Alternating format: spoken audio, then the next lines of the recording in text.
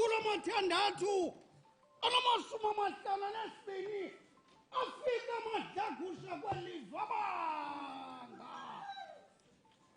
zakhetheka iintloko zamadoda laphalala igazi yatya ikrwana yangena imvumbulu wangena umkhonto abinzwa abafazi abinzwa abantwana bahlangazelwa lathatha ilizwe zaphukuka ikumkani zabandla iinkosi kwalalezela kwahlephuleka kwanjenjeya namhlanje sibuyise eso sidima namhlanje siqokelela lo hlanga namhlanje sizise ezo zizwe namhlanje sibuyisela abantwana bomgquba abathola benzaka abantwana bale ndawo abantu abazeweqawuza lo mgquba intlaningo yathethwayo abonana madoda yavuma yabuya ndivela madoda ayikhondo. Thank you very much. We can continue to stand and observe a moment of silence for a minute.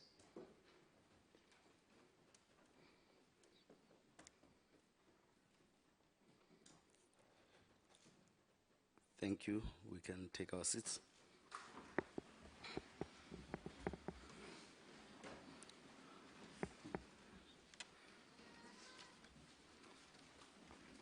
I will now afford the media to take photos for about 2 minutes or so. Media, you are allowed to take photos. Come in.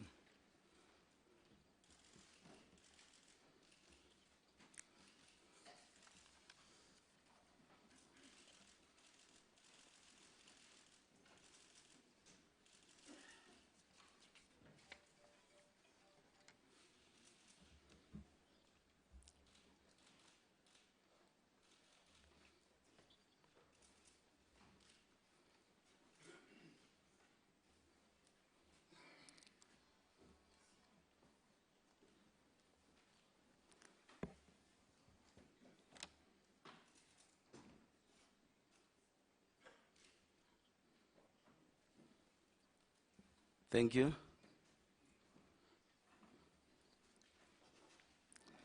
I would like to announce to this August gathering that this is the first sitting of the 5th National House of Traditional Leaders convened in terms of Section 8, subsection 1A of the National House of Traditional Leaders Act of 2009, that is Act number 22 of 2009. Which states that, I quote, the president or a person designated by him or her must address the annual official opening of the House. This sitting is therefore convened for that purpose only and nothing else. Let me now take this opportunity, distinguished guests, and greet you, and also welcome you to this important gathering. I would like to welcome the first citizen of our country, Honorable President of the Republic of South Africa, His Excellency, Mr. MC Ramaphosa. Mr. President, I wish to welcome you for the first time to this House after you made a call that we must all lend a hand in changing the lives of these poor communities that we are living with in rural areas and also in South Africa as a whole. And I'm also extending an invitation, President, that beyond today, you can visit the House at any time. And we also want to be on speed dial with you, President, so that we can address issues that are affecting our communities. So you can address any issue that you'd want to address with us when your schedule permits you, Mr. President. So this is your house. At any given time, you are most welcome. Honorable President, please allow me to humble myself as I welcome His Majesties that are here with us. This is their house, This house belongs to them. We are senior traditional leaders because of them and the people that we lead. The majesties that are in this house, we are blessed by your presence. Dikhoshi tshaka, Dikhoshi kgolo, Ingwenyama, I'm seeing Bokhosi Khulu, Botobela, Mpepu, Kgoshi kgolo ya Bapedi, Kgoshi Keke Sekhukhune, Hlabirwa, Ikumkanikazi wa Makgakgabe, Ikumkazi Noloyiso Sandile, Noloyiso, baemedi ba Bakwena, ba Mopedi, re a le amogela. Having said that, I will now proceed to welcome the following distinguished guests in our midst. The Speaker of the National Assembly, Honorable Baleka Mbete, Chairperson of the National Council of Provinces, Honorable Thandi Modise, Modula Stulo Wantlu ya Dikgosi ya Botswana, Kgosi Gaborone and your delegation, the Deputy Minister of Cooperative Governance, we don't have a minister yet. The Deputy Minister of Cooperative Governance and Traditional Affairs, Honorable Des, Honorable Nell. Yeah, it's very difficult. Press changes were only done last night, and so we're still trying to to grapple with the idea of the new dawn that is before us. I don't see. Oh yes, I see Nkosi particular Olomisa, who is the Deputy Minister amongst us. Wamgelekile Ndabezitha, the President of Contralesa, the leadership of Contralesa that is here. Inkosi, our veteran, Umntwana kaphinda ngene Inkosi MG Buthelezi, who is the leader of the IFP and a member of Parliament, Chairperson of the Independent Commission of Remuneration of Public Office Bearers, Judge CJ Musi, Deputy Chairperson of the National House, my Honorable Nkosi, Nkosikazi Mhlauli, members of Parliament, former chairpersons of the House of Traditional Leader, Kgoshi Suping, Kgoshiak, Lekhosi Maobane. This is the new House, President. I've just taken over after Kgosi Maobane. Members of the Portfolio and Select Committees present, members of the National House of Traditional Leaders, and their beautiful spouses that are in here, chairpersons of provincial houses of traditional leaders, your deputies and executive committees members, all deputy chairpersons of provincial houses of traditional leaders, the deputy president of Contralesa, and the executive of Contralesa, the chairperson of the National Cohesion Council, Mr. Cecil Lefleur, heads of representatives of political parties present, the Director General of the department, Mr. Dipofa, Director General in the Presidency, Dr. Lubisi, heads of department from COCTA in provinces.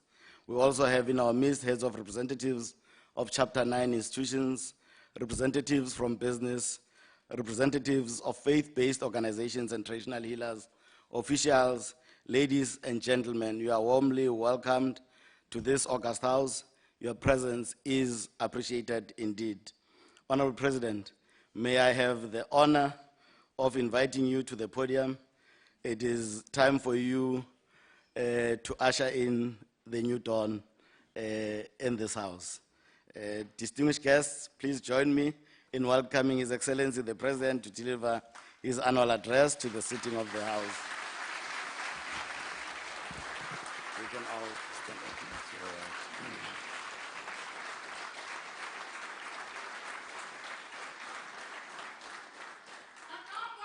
Thank you.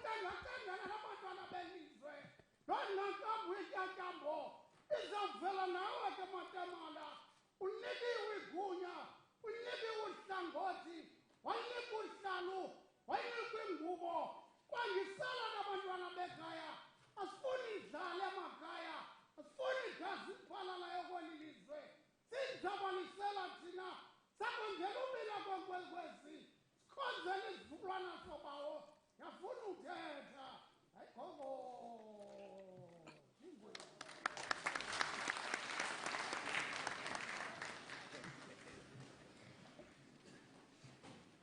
Thank you, Your Majesties, traditional leaders of our people,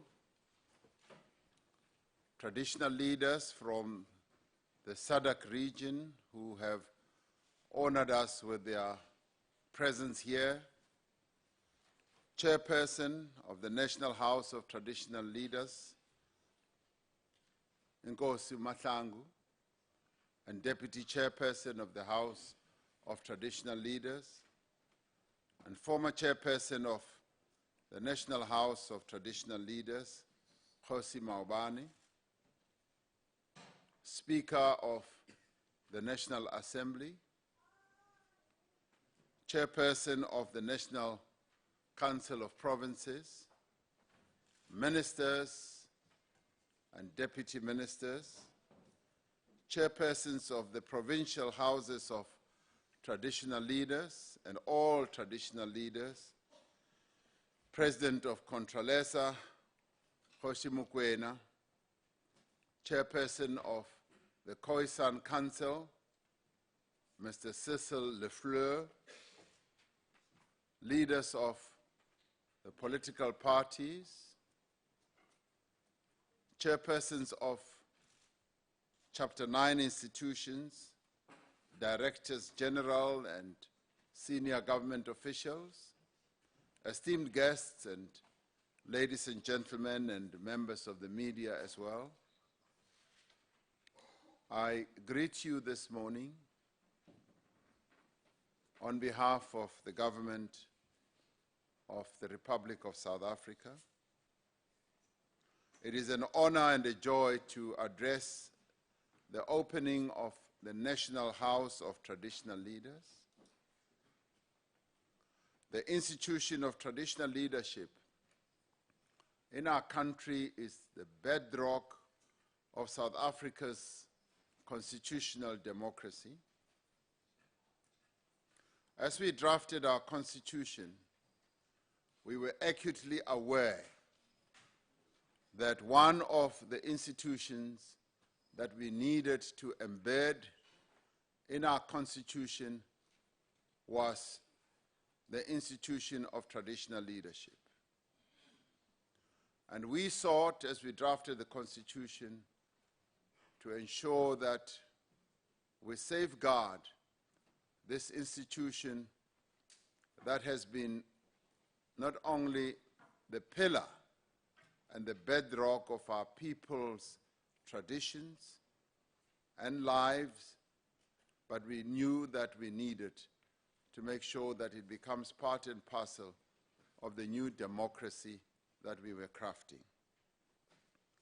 This institution remains a vital resource in the hands of our people to repair the social fabric that colonialism and apartheid sought to destroy.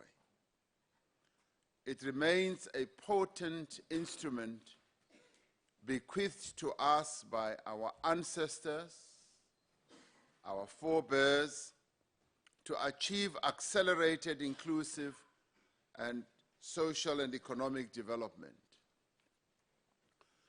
To best serve the interests of the most vulnerable of our citizens requires an understanding that traditional authority exists not only for its own sake, but it exists to improve the lives of our people.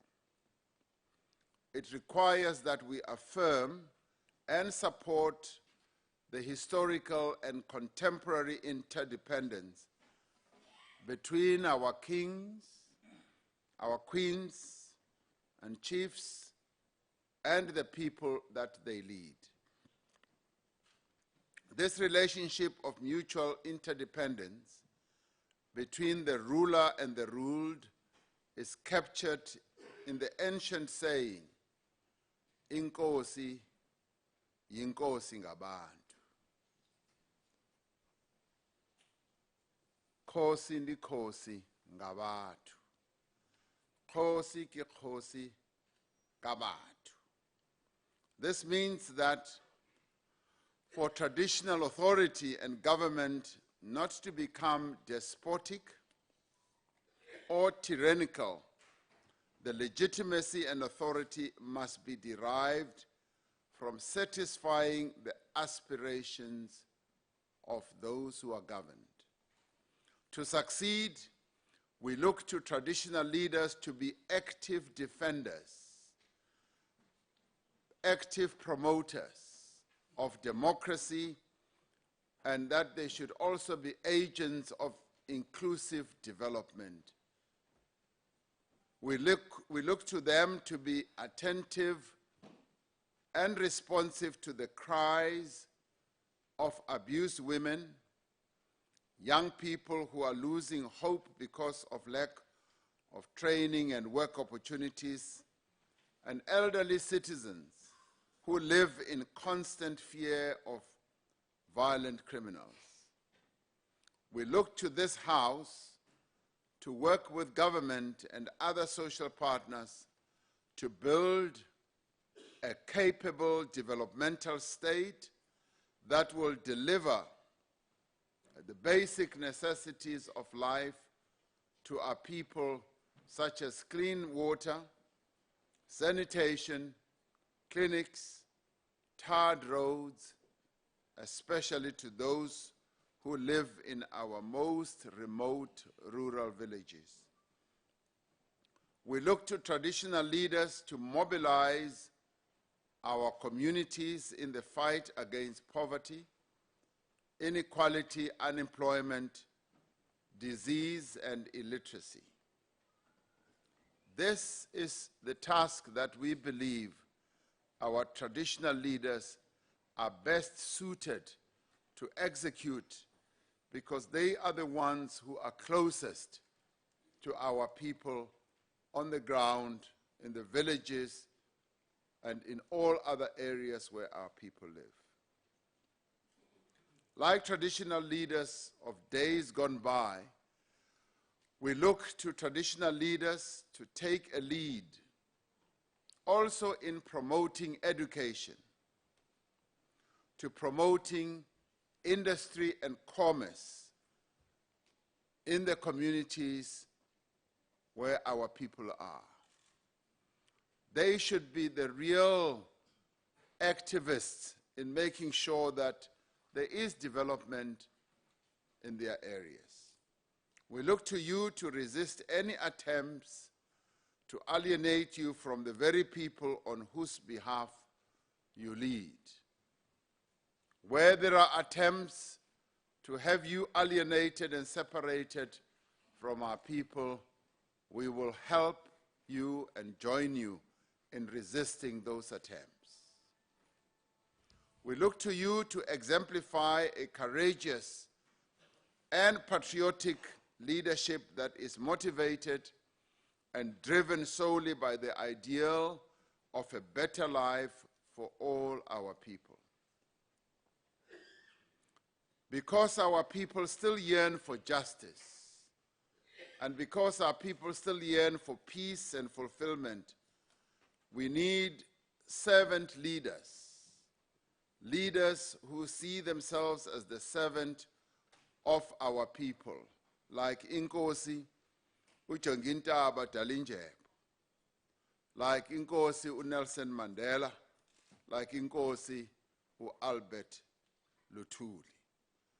Those are the leaders who remain heroes in the hearts and the minds of our people, because they distinguished themselves as true servants of our people, people who were prepared to sacrifice all as traditional leaders so that our people can be free and begin to have a life that is better They were among our proud and visionary leaders who were ready indeed to sacrifice their birthright, their titles, and comfort to advance the struggle against racial division and indignity. Drawing on their example, we are certain the leadership of Ubukhosi at national and provincial level is capable and ready to lend a hand to rebuild our nation. In this regard, we wish to congratulate Inkosi Sipho Mahlangu for his election as the chairperson of the National House of Traditional Leaders. We applaud you and we congratulate you, and we stand ready to help you, to support you, and to work with you at all times. We are the ones who will put you on speed dial to make sure. We wish you well and the newly inaugurated National House of Traditional Leaders all the wisdom and the success as they champion the institution of traditional leadership and the well-being of our people.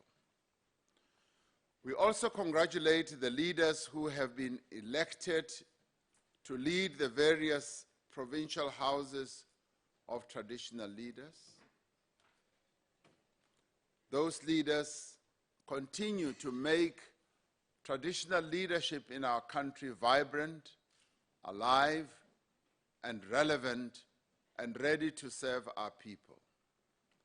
As I have taken time to go around the country to meet a number of you, and as I will take time to go around the country to continue on this pilgrimage of meeting a number of you we have not met yet, we will make sure that as we interact with you, we reinforce and strengthen your position, your status, your role, so that you can continue with an excellent work of serving our people. We will continue to ensure that our Constitution and the laws passed by our people remain effective in supporting and adopting this institution to better serve all our citizens. Chairperson, this year marks the dawn of a new era of hope, a servant leadership, and of accelerated development. Many of our people around the country have acknowledged in various forms that indeed our country has now arrived at a new dawn, at a new era. This is an era and a new dawn that is pregnant with a lot of opportunities and possibilities, which all of us as leaders of our people must embrace, all of us must capitalize on and find different ways of utilizing this new dawn to advance the interests of our people. The most appropriate way to pay tribute to the founding president of our republic, whose centenary we are celebrating this year, is to translate our intentions in this new dawn into actions. It was President Nelson Mandela himself who addressed the inauguration of the National Council of Traditional Leaders in 1997, in April. During his address, President Mandela had this to say: "And so we meet as descendants of those valiant fighters in a different setting, in a different era, to plan for peace and not for war, to promote unity and not division, to forge a common nationhood and not exclusive privilege," close quotes. These words exemplify not only the abiding spirit that the founding president of our democracy, Nelson Mandela, sought to promote, but also the challenges that still confront us as a nation, yes, that still continue to face us as leaders and as citizens of this great country that we call South Africa. We know exactly what President Nelson Mandela wished for the institution of Ubukhosi. At the installation of Inkosi Patekile Holomisa in Nkanduli in April 1999, President Mandela said, open quotes, "To the extent that your leadership helps improve the lives of the people, to the extent that it fosters the best African culture and tradition, and above all, to the extent that it fosters unity, peace amongst the people, my days will be filled with contentment." Close quotes. And those were the hopeful words of President Nelson Mandela at the installation of Inkosi Holomisa. The improvement of the living conditions of South Africans must remain at the heart of the discussion about the role and the future of traditional leadership. It must remain seized with the task of uniting South Africans and for creating a society that is equal and free from racial and gender prejudice. Honorable members, traditional leadership needs to play a prominent as well as an influential role in the growth of our economy. It must see itself as having a direct role in helping to alleviate the great difficulties that our people are living under. It must address issues of unemployment, but it must also involve itself in the transformation of our society. During the State of the Nation address earlier this month, we outlined some of the key priorities of government for the year. One of these key priorities is land reform. This issue is critical, it is emotive, and it is very sensitive.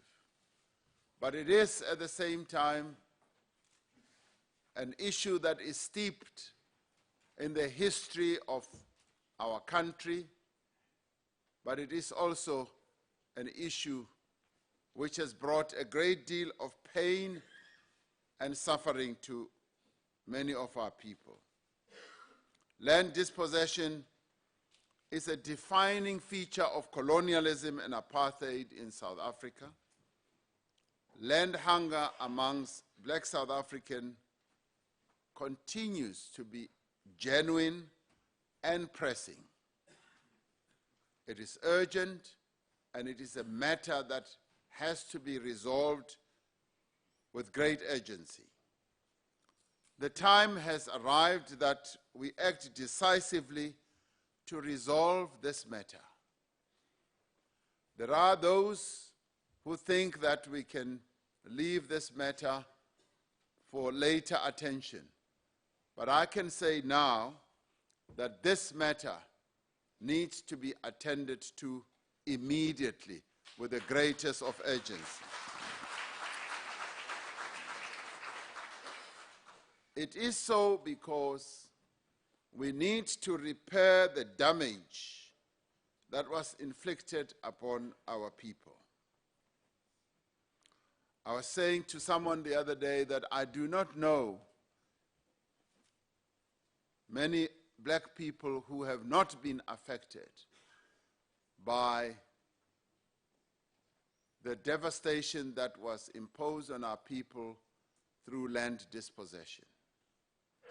almost every household that you can talk to of black people in this country was affected by land dispossession. So the pain that our people have in their hearts still remains. And our task as leaders, both in government as well as traditional leaders, is to ensure that we repair the damage that was done. As part of the measures to accelerate land redistribution, as we all know, the 54th conference of the governing party, the African National Congress, resolved that where appropriate and justifiable land will be expropriated without compensation, it will happen. The program of land reform must have clear targets as well as time frames and must be guided by sound legal economic principles and must contribute to the country's overall job creation and investment objectives. As I have been saying, in this new era and in this new dawn, we should see the land reform process, the expropriation of land without compensation, as an opportunity rather than as something that is negative. We should take it upon our shoulders to resolve this original sin. We should resolve this problem that was imposed on our people, and in doing so, we should ensure that we use this opportunity to grow our economy. We should use this opportunity to make sure that agricultural production goes higher and higher. And we should use this opportunity to make sure that food security is not compromised. So all in all, this presents us with a great opportunity which we must approach with great skill, with great wisdom, but in a determined way, making sure that we achieve the objectives that are going to advance the interests of our people. By providing more land to more producers for cultivation, and by providing the necessary support, we are laying the foundation for what I would call an agricultural revolution. We are determined to work with traditional leaders to significantly expand agriculture, not only to ensure food security, but also to create jobs on a significant scale and increase the value of our exports. We also want to build partnerships with traditional leaders to tackle the challenge of youth unemployment. On the land issue, the opportunity also arises where we can bring in a number of other partners, financial partners who are willing, some of whom are willing and prepared to come and invest in land alongside ourselves as we move ahead to transform the whole process of land utilization in our country. And this we need to approach carefully and with the wisdom that it requires. Youth unemployment is a matter that must be close to your hearts as traditional leaders, because we all know that the majority of people who are unemployed in our country today are young people. And many of you see them roaming around the villages almost aimlessly. And these are the young people whose capabilities, whose energy we need to harness. These are the young people who we need to create jobs for.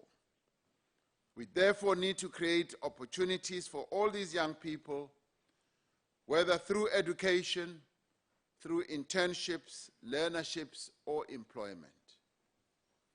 I would like to see many of the young people who are roaming around the villages being brought in a massive way in agriculture.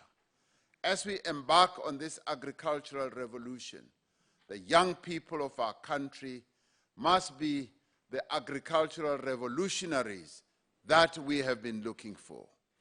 They are the ones who will take our agriculture to a higher level. As traditional leaders, we therefore should be opening opportunities for them. We should ensure that they participate in the agricultural revolution that is unfolding. We will not succeed in developing rural areas if the youngest and most active and most skilled people leave for cities and metros. I would say that your task as traditional leaders is to find means and ways of incentivizing these young people to stay in the rural areas of our country, but not just to stay, but to be actively involved in endeavors that are going to take the economy of our country forward. As it is now, as traditional leaders, you are sitting on a sector of our economy that has shown the most growth. Agriculture in the last 2 quarters of our economy have contributed greater than all other sectors, even greater than mining, even greater than financial services and others. It therefore behoves on you as traditional leaders to realize that you are sitting on a sector that can really inject a lot of energy and life into our economy.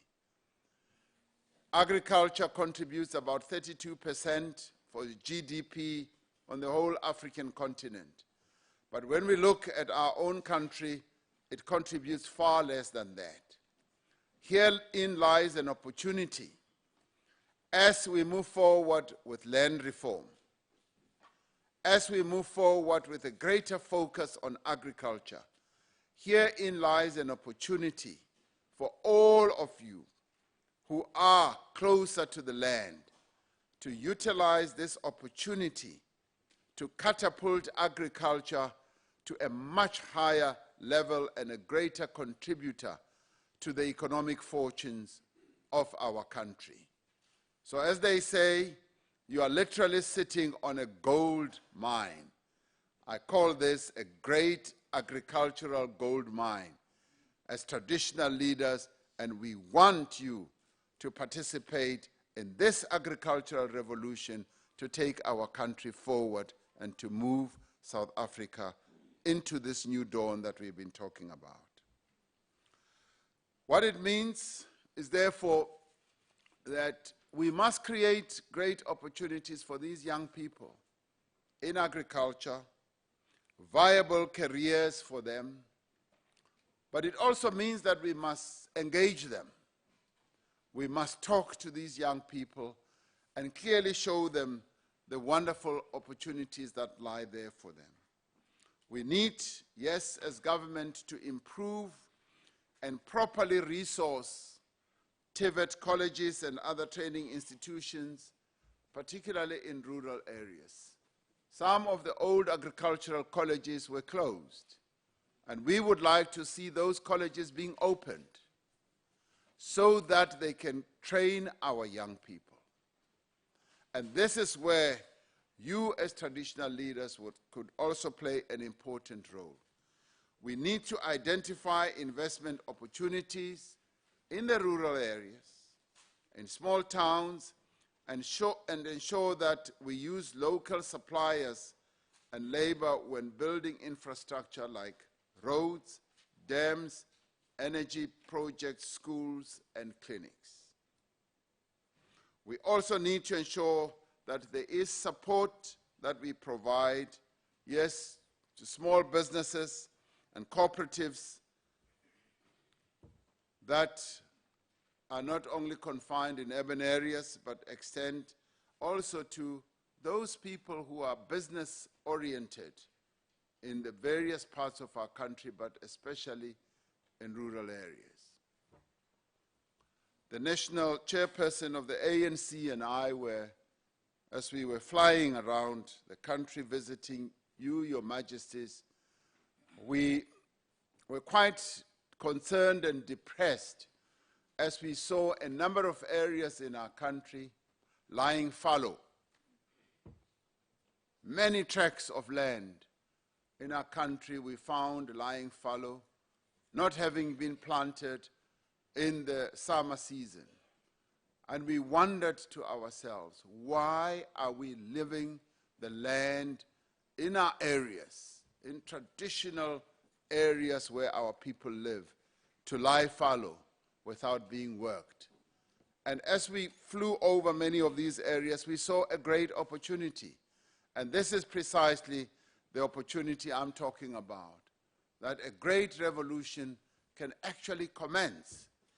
And government must come to the assistance, yes, of our people through providing implements, providing tractors, providing seed, providing fertilizer, so that we can get our people in the rural areas back to work. That is what we should be doing. And this is what we would like to see happening. And for it to happen effectively, we are going to need the support and assistance of our traditional leaders in various parts of our country. As indicated in the State of the Nation address, government is committed to, through engagement with all our stakeholders, to engage on a number of issues. We are also going to be commencing engagement on a new version of the mining charter. Our new Minister of Mineral Resources, Mr. Gwede Mantashe, is going to have that as one of his very first tasks, to lead this process of engagement so that the communities that are affected in the mining areas should see themselves benefiting from mining in our country. And many of you, as traditional leaders, come from areas where the land that you oversee has a lot of mineral resources. It is therefore in your interest that as the mining charter is finalized, your views are also represented. It is critical, therefore, that all affected communities are represented, yes, in these engagements, and that the charter, when it is finalized, effectively addresses your needs and the interests that you represent. We trust that traditional leaders in those areas will be an integral part of the process and also facilitate various community role players in the areas where you are in our deliberations as we finalize this. Honorable members, as government, we remain committed to work with this House and all South Africans to restore the dignity and integrity of the institution of royalty in South Africa. In 2017, government hosted the indigenous and traditional leadership in Durban, which came up with a number of resolutions, which were translated into a declaration signed by government and the institution. The Indaba reaffirmed the major role of royal leadership in cooperative governance. It agreed that the values of transparency and accountability should underpin the work that is performed by our traditional leaders, we agreed on the need to establish institutional mechanisms to support dialogue, achieve consensus, and build a social compact between traditional leaders, government, and other stakeholders. This is something that we will be pursuing. Our new Minister of Cooperative Governance and Traditional Affairs, Dr. Zwelini Mkhize, will be pursuing all this. And fortunately, he was an active participant at that Indaba, and this he will take forward and make sure that the objectives that were set out in the declaration are achieved.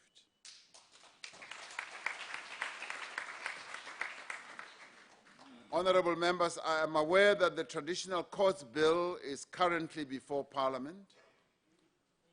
I urge the institution of traditional leadership to participate in all the legislative processes to ensure that the bill is in line with customary practice and serves the interests of justice and the needs of our people. The other pending pieces of legislation, the Traditional and Khoisan Leadership Bill and the Customary Initiation Bill, must be fast-tracked to ensure that they provide an enabling environment for the institution to realize its constitutional mandate. The Traditional and Khoisan Leadership Bill was passed by the National Assembly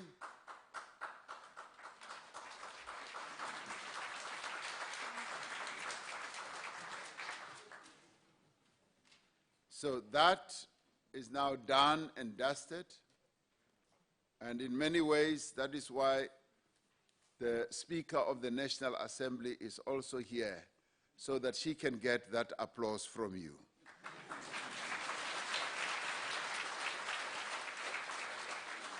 Now, it is currently with the National Council of Provinces, and the chairperson of the NCOP is also here so that she can get your applause in anticipation.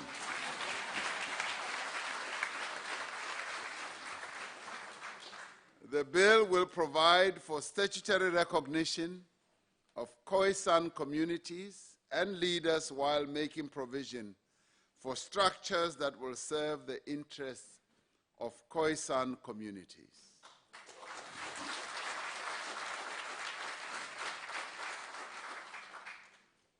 You will remember that before Christmas, we had a demonstration and sit-in at the union buildings by some of our Khoisan compatriots. And they had been there for a number of days. And there were a number of calls from around the country that I should go and receive a memorandum from them, because they had been on a hunger strike for more than 19 days. And as we were approaching Christmas, we did not want them to spend Christmas without eating the food that is usually served on Christmas.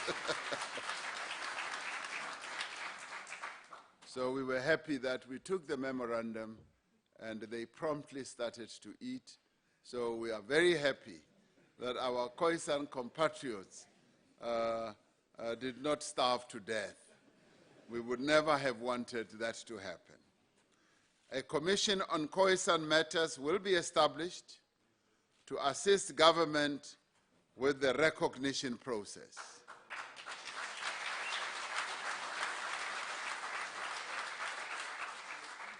Considering fatalities, injuries, and mismanagement of the customary practice of initiation, government has drafted the Customary Initiation Bill to regulate this cultural practice. We need to deal decisively with the deaths that take place in the customary initiation schools. I have been appalled to hear that in the past we've had up to 128 young men dying as a result of botched circumcision practices. Parents take children to initiation schools as a rite of passage, but some come back with physical and psychological scars that can remain with them for the rest of their lives. Even more tragic, some of our children do not return at all to their families. We must understand why our interventions to date have not yet yielded the outcomes we seek, and explore better ways to stop these deaths and injuries. Honorable members, we meet here in the immediate aftermath of a great tragedy that has struck our people and the community of Engob. We extend our condolences to the families of those who lost their lives. We call on our traditional leaders and the community of Engobo to stand together to defeat crime, social discord, and the misappropriation of religion. Once again, thank you for the opportunity to address you today. For me, this is the highlight of my work as President of the Republic. As we've been traveling around the country, I can promise you, as we've been meeting with many of you, that is something that has filled us with a great deal of joy. Because as we go around and we interact with you, we get a sense that we are actually touching and feeling the pulse beat of our people. As we talk to you, we get to better understand the aspirations of our people, because as their traditional leaders, those aspirations, those concerns, those hopes are best represented in you as the leaders of our people.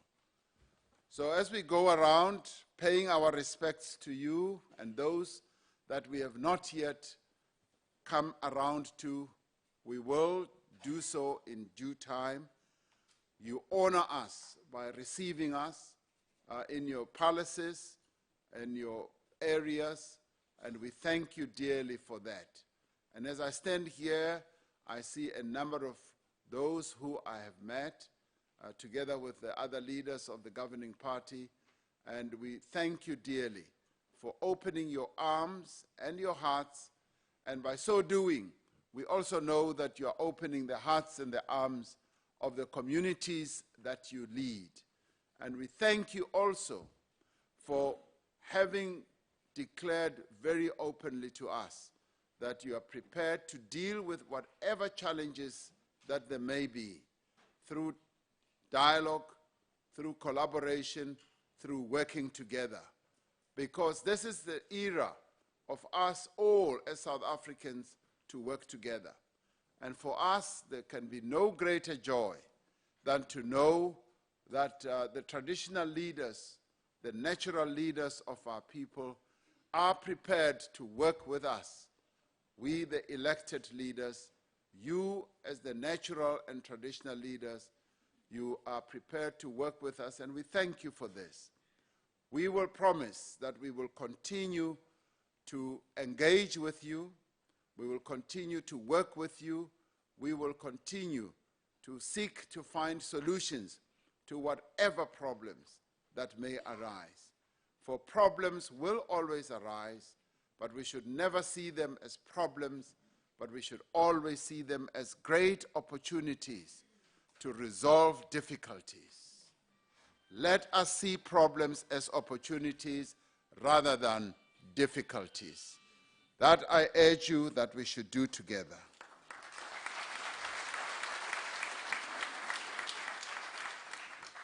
Together, my traditional leaders, my kings and queens, my chiefs, and all of you as my traditional leaders, we are setting South Africa on a new course of development. We are setting our country on a new course of unity and enduring peace. Together, we are placing the needs of our citizens and our people first. This places, yes, a responsibility on us to collaborate more, to talk more with each other, and not to talk against each other. This means that the problems and the concerns that arise, we should also deal with them openly and directly. If there are problems, press that button on speed dial and press that number so that we can talk. As we celebrate the centenary of the birth of Nelson Rolihlahla Mandela, let us together reaffirm our shared commitment to serve our people. Let us affirm our shared determination to improve the lives of the poor and the marginalized and to build a united South Africa. Lastly, as we will be coming around to your areas to engage with your people, our people, we would like to take this occasion today as you having given us advance permission to come to your areas. So by your mere presence here, you have signed to say, President and the other leaders who are elected, you have wide permission to come to our areas, and we will always come and pay our respects to your policies. But if we miss coming due to time, we know that you have given us your permission to come and engage with our people. With these few words, I want to thank you. I want to thank you for the respect you are according me to address you in this, your house, the house of our people. Thank you very much.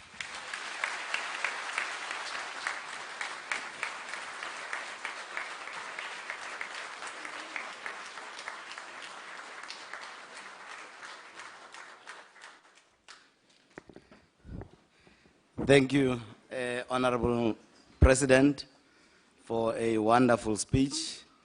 Thank you indeed. And I also want to take this opportunity, President, as you have in advance been given permission to come to our areas, that we also applaud you in advance or in anticipation for making sure that the ministers, when we debate your speech, are all here so that we can work together in furthering the call that you've made. I want to invite you, I think, to applaud the President as he brings his ministers on the 1st of March for the debate of his speech.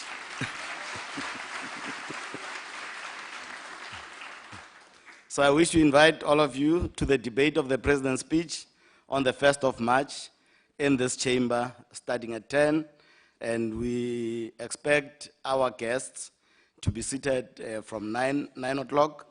I want to make the following announcements. There were members that were not acknowledged, important dignitaries. There's the chairperson of the Lesotho House of Chiefs that is currently in here, Morena Mohale. You acknowledged Morenaga, who is in our midst. The acting queen, Papatla, Wagamujaji of Balobedu, Bayet, who is also amongst us. The queen of Amampondo, Mise, who is also amongst us, Bayet. Advocate Mutimele of the Black Lawyers Association, reps of World Vision, who is Mr. E. Fraser. There are also those that are representing the United Royal Kingships Holdings, Mr. Kruven Chableng and Yamgela. Now, we will be ushered out of this chamber. You are all invited for lunch. Our ushers will assist us in this regard. The procession will now leave the chamber. It will be led by the Sergeant in Arms for a photo session in front of the new wing of the National Assembly building. The procession will be followed by His Majesties, members of the National House of Traditional Leaders, provincial chairs and the executives, the President of Contralesa, Kgoshi Mokoena, and the executive of Contralesa, our spouses that are amongst us, followed by the rest of us. I plead with you to follow the sequence as we exit in order for us to have a proper photo session. The photo session will be according to the following sequence or order. That is, firstly, the President together with the members of the National House of Traditional Leaders. That would be an exclusive photo of the President with the members of the National House of Traditional Leaders, followed by the President, members of the National House of Traditional Leaders, and our kings and queens that are amongst us, and including the President of Contralesa, followed by the President, members of the National House, spouses, chairpersons and deputy chairpersons of the National House and provincial houses. And that will be all.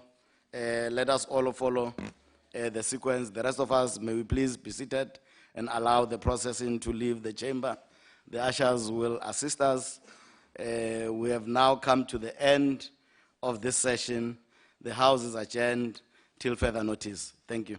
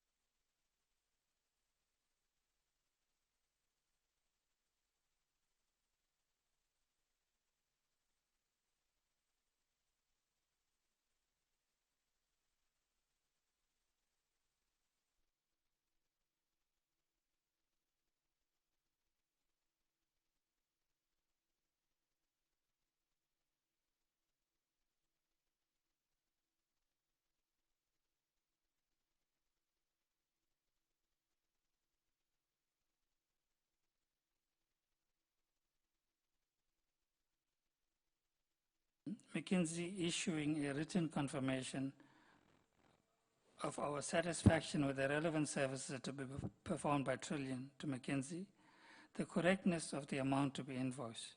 We hereby agree for and authorize Trillion to invoice and to be paid directly by ESCOM for services performed by it in pursuance of our obligations under the agreement. Now this letter, if you see the first paragraph, it refers to a contract dated 29th of September 2015. So in our view, in our respectful submission, that permission is only for that contract and could never have been juxtaposed or pushed into the MSA contract.